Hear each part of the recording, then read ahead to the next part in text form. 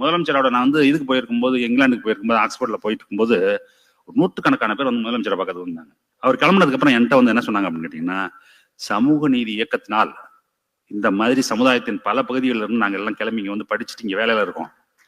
எங்க பிள்ளைங்க எங்க படிக்குது அப்படின்னு கேட்டீங்கன்னாக்கா, இங்கிலாந்தில் இருக்கக்கூடிய மிக சிறந்த பள்ளிகள் படித்துக் கொண்டிருக்கிறார்கள்.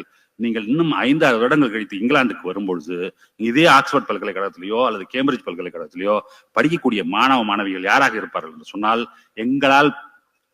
எங்களது குழந்தைகள் சமூக நீதியால் பயன்பெற்று இங்கு வந்து சேர்ந்த எங்களது குழந்தைகள் இங்கு மிக உயர்ந்த கல்வியை பெற்றுக் கொண்டிருப்பார்கள்.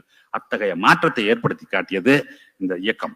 அப்போ இந்த திட்டங்கள்லாம் நம்ம சொல்றோம்ல, சூரிய கிருஷ்ணமூர்த்தி வரிசையா திட்டங்கள் சொன்னார், என்னென்ன திட்டங்கள்லாம் பண்ணிருக்கோம்னு. இது எல்லாத்துக்கும் அடிப்படை காரணமா இருந்தது என்ன அப்படின்னு கேட்டீங்கன்னாக்கா, கலைஞனுடைய பார்வை என்ன அப்படின்னு கேட்டீங்கன்னா, இந்த கிராமப்புறம் வந்து இப்படி இருந்ததுனாக்கா நம்மளுடைய கனவு இருக்குல்ல, என்னது நம்ம வந்து என்ன அந்த நவீனத்தினுடைய அரசியல் கனவு வந்து டைரக்டா நம்ம சொல்றது இல்லையா தவிர மறைமுகமாக சொல்கிறோம். அந்த கனவை கொண்ட ஒரே இயக்கம் இதுதான்.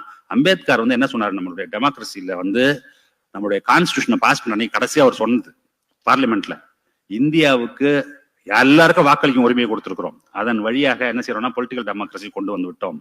ஆனால் இந்தியாவில் என்ன கிடையாது, சோசியல் டெமோக்ரஸியும் கிடையாது, எக்கனாமிக் டெமோக்ரஸியும் கிடையாது. அதை நாம் என்று கொண்டு வருகிறோமோ அன்றைக்குத்தான் இந்த பொலிட்டிக்கல் டெமோக்ரஸிக்கு முழுமையான பொருள் வரும் அப்படின்னு சொன்னாரு.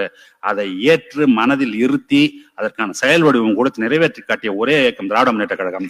அதனுடைய அச்சாணியாக யார் இருந்ததுனாக்கா டாக்டர் கலைஞர் அவர்கள் தான். நாம் இப்போது போடக்கூடிய நடை இருக்குல்ல, அது ஒரு போட்ட பாதை தான்.